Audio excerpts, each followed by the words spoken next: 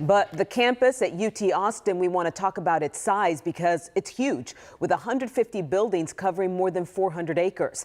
The demonstrations have been taking place on the field at the South Mall near the historic UT Tower. Senior political reporter Jason Whiteley is live on campus tonight. Jason, what's the mood there? Cynthia and Chris, as you said just a moment ago, a sense of calm really on campus today. Back to some normalcy, if you will. Right now in the 6 o'clock hour, just a dozen, 2 dozen or so people out here talking peacefully. No protest today, a potentially larger one planned for tomorrow. We'll talk about that in just a moment. But most of the activity we saw today moved from campus over to the Travis County Jail, where 79 protesters are locked up and they are facing charges tonight.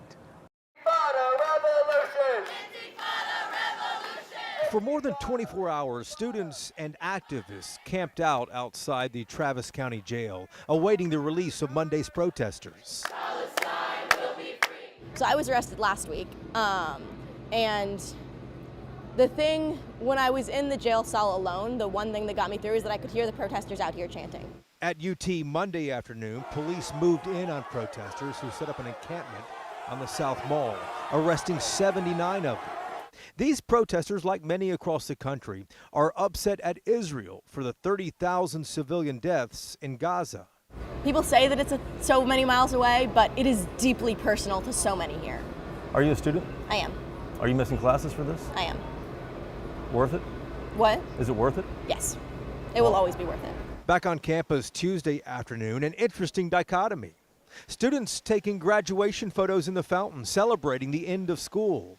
But on the lawn nearby, just beneath the tower, 50 or so people gathered to talk about the war in Gaza as a small group of Jewish students walked up as a counter-presence. We're in the middle of final season. I feel like so many of my friends are staying more in our dorms, staying more off campus, just so they don't have to.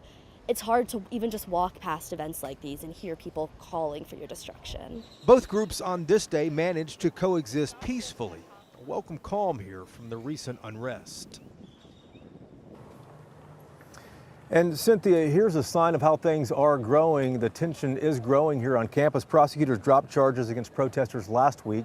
Today, they say they will not do the same thing against protesters who were arrested here yesterday. On campus, though, this afternoon, we did see law enforcement erecting more barriers here, closing the staircase leading to the administration building here on campus next to the tower.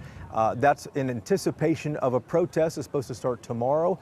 15 groups organizing that. A lot of folks expected. Back to you. Jason, we see the barricades there that you're talking about, but what exactly is the university expecting tomorrow with this demonstration and their hopes of preventing what happened earlier this week from happening again? Cynthia, it's a great question. All this has been organic from day one on this. There's not really one organizer setting these things up, not one group setting these things up. 15 groups are sponsoring the event here tomorrow. We don't know. No one really knows. The groups don't know. The university doesn't know exactly how many people are going to show up. But both sides are getting ready for a lot of folks here. DPS staging just at the Bob Bullock State Museum a few blocks away from here in case the university calls them. No one's really sure what's going to happen. Hopefully things will stay calm, though.